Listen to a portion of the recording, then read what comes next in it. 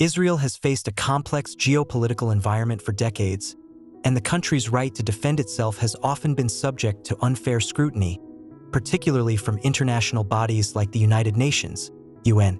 The economic sanctions, biased condemnation, and inadequate responses to Israel's defense actions present an alarming imbalance in global perspectives on the Israel-Palestine conflict. Israel, a nation surrounded by enemies, has faced decades of relentless attacks from Iran-backed terror groups like Hamas, Hezbollah, and the Houthi militia. Yet, when it defends itself, the global community, led by the United Nations, often turns a blind eye to the atrocities Israel endures. Why? Today, we will examine the unfair treatment of Israel in the international community, especially considering recent events, and why it is crucial to recognize Israel's right to defend its people and sovereignty. The October 2023 attacks.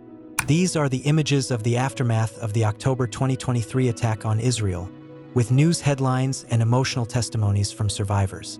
On October 7, 2023, the world witnessed one of the most brutal attacks on Israel in recent history. Civilians, including women and children, were murdered in cold blood by Hamas terrorists. Over 1,400 people were killed, many more mutilated and raped, while dozens were taken hostage. The terror did not stop there. Rockets rained down on Israel's cities, forcing millions to flee to bomb shelters. Despite the clear acts of terrorism, what followed was astonishing. The global outcry was not focused on condemning the terrorists, but on Israel's response to defend itself. When Israel faces unprovoked attacks from these Iran-backed groups, such as Hezbollah in Lebanon and Hamas in Gaza, the international response is typically muted. The United Nations has historically failed to strongly condemn the aggressive actions of these terror organizations. In fact, during major conflicts, including the October 2023 attacks by Hamas, which led to the brutal killing of innocent Israeli civilians, the UN was slow to react. Instead of condemning the terror attacks, the focus was immediately placed on Israel's defensive measures, portraying them as disproportionate. This ignores the fact that Hamas and Hezbollah intentionally used civilian areas to launch attacks, essentially holding the Palestinian people hostage as human shields. Israel's right to self-defense. The Article 51 of the United Nations Charter, which guarantees a nation's right to self-defense.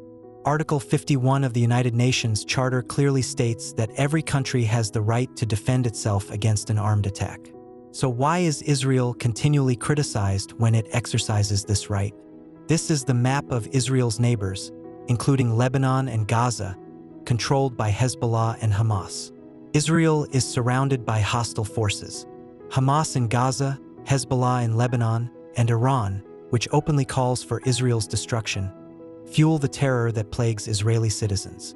These groups do not hide their intentions. Hamas's founding charter vows to eradicate Israel completely. When faced with such an existential threat, any nation would act to protect its people. Yet Israel is condemned at every turn for doing exactly that. Unjust embargoes and economic policies. The United Nations does not stop at criticism. Israel has had to endure unjust economic policies and embargoes imposed by various UN resolutions, many of which penalize the nation for taking defensive actions to protect its civilians from terrorist groups like Hezbollah and Hamas. These groups, backed by Iran, have openly vowed the destruction of Israel. The embargoes and sanctions disproportionately affect Israel's economy and ability to defend its sovereignty, even when their actions are a direct response to terror attacks. The unfair economic embargoes and policies that the United Nations have often imposed against Israel for taking necessary actions to defend its borders have crippled Israel's economy and are designed to make Israel appear as the aggressor, even when they are responding to unprovoked attacks. These sanctions hurt Israeli citizens, not the terror groups launching attacks. The double standard of United Nations is clear. How can the world stand by and not only fail to condemn terror attacks but also punish the victim for defending itself? The United Nations double standards and biased condemnations. The United Nations has repeatedly condemned Israel for its military responses, but has remained silent when Hamas, Hezbollah, or other terror groups attack innocent Israeli civilians. Consider this: in the October 2023 attacks, hundreds of innocent Israelis were killed, and children were taken hostage by Hamas. Yet, not once did the UN demand Hamas stop its assault or release its hostages.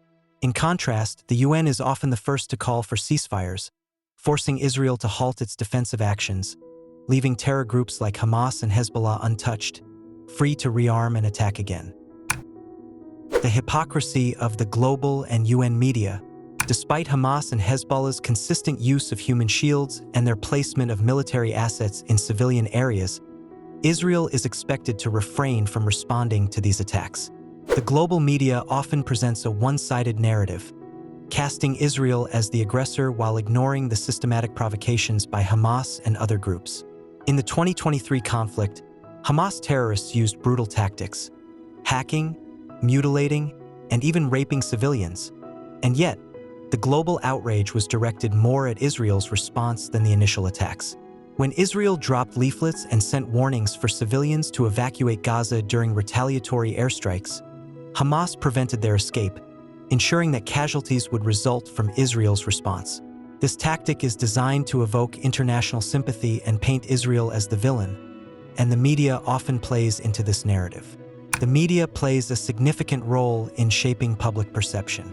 Images of destruction in Gaza fill the news, but what is often missing is the context. The fact that Hamas deliberately uses civilians as human shields. They place their military operations in civilian areas, knowing full well that Israel will be blamed for any collateral damage. Israel has gone to great lengths to avoid civilian casualties, even sending leaflets and warnings before launching defensive strikes. But Hamas and Hezbollah deliberately place civilians in harm's way to exploit their deaths for propaganda. Double standards in the international community. If any other country were subjected to the same level of hostility that Israel faces, would the international community demand restraint? Imagine if Hezbollah or Hamas were launching rockets into Paris or New York. Would the UN call for France or the United States to refrain from defending themselves? Israel's actions are no different. They are a nation fighting for survival against groups that have sworn to wipe them off the map. Iran's role and the global response and the ongoing threat. Israel's enemies, Hamas, Hezbollah, and Iran, openly call for the nation's destruction. Israel's efforts to live peacefully are constantly disrupted by rocket fire, kidnappings, and terror attacks. In October 2023, unprovoked attacks by Hamas and other terror groups led to the deaths of over 1,200 Israelis, many of whom were civilians. Despite this, the UN and much of the international community were quick to criticize Israel for its response, with little condemnation of the initial terror attacks. These are the footage of Iran-backed militias and their operations in the Middle East. Let us not forget Iran's role in this conflict. Iran funds and arms Hezbollah, Hamas, and the Houthis, all of whom openly seek Israel's destruction. These terror groups act as proxies for Iran, destabilizing the region while attacking Israeli civilians. Yet, the global community rarely holds Iran accountable. Why? If these same attacks were launched against any other nation, would the world react differently? Hamas and Hezbollah's war crimes. What is more, these terrorist organizations routinely rob food, medical supplies, and aid that Israel allows into Gaza, meant for the Palestinian people. Instead of helping civilians, Hamas and Hezbollah divert these resources to fund their military activities. Yet, the UN and other international bodies fail to recognize or address this humanitarian theft, focusing instead on Israel's attempts to defend its borders. The moral imperative and the right to self-defense. In light of these realities, Israel's right to defend itself is not just justifiable, it is necessary. Any other sovereign nation would do the same under the circumstances. The United Nations' failure to recognize the double standard it applies to Israel is not only hypocritical but dangerous. By constantly condemning Israel for its defensive measures while turning a blind eye to the war crimes and terror tactics of Hamas and Hezbollah, the UN is emboldening these groups. Israel, like any other nation, has the right to live in peace. It has the right to defend its citizens from terror, just as any nation would. To condemn Israel for fighting against terrorism is not only hypocritical, it is unjust. Imagine your own country being surrounded by enemies who vow to wipe you off the map. Would you not fight back? Israel wants peace. It wants to live in harmony with its neighbors. But it cannot do so while terror groups, funded by Iran, continue to wage war against it. Conclusion: Israel is not seeking war, it is seeking peace. But it is being attacked on multiple fronts by terror groups that use civilians as shields and deliberately provoke conflict. The world must stop unfairly condemning Israel for defending itself and instead hold the true aggressors accountable: the terrorist organizations that continue to destabilize the region and oppress their own people. Israel's actions are not only a matter of national survival but a testament to the resilience of a people who refuse to be eradicated. The international community must recognize this truth and stand with Israel in its fight for peace and security. It is time for the world to recognize the truth. Israel is not the aggressor, it is a nation fighting for its survival. The next time you hear Israel being condemned for defending itself, remember the facts. Remember the terror it faces daily, the civilians it loses, and the lengths it goes to protect life, not destroy it. We must stand with Israel, support its right to defend itself, and demand that the international community hold terror groups like Hamas, Hezbollah, and Iran accountable for their actions.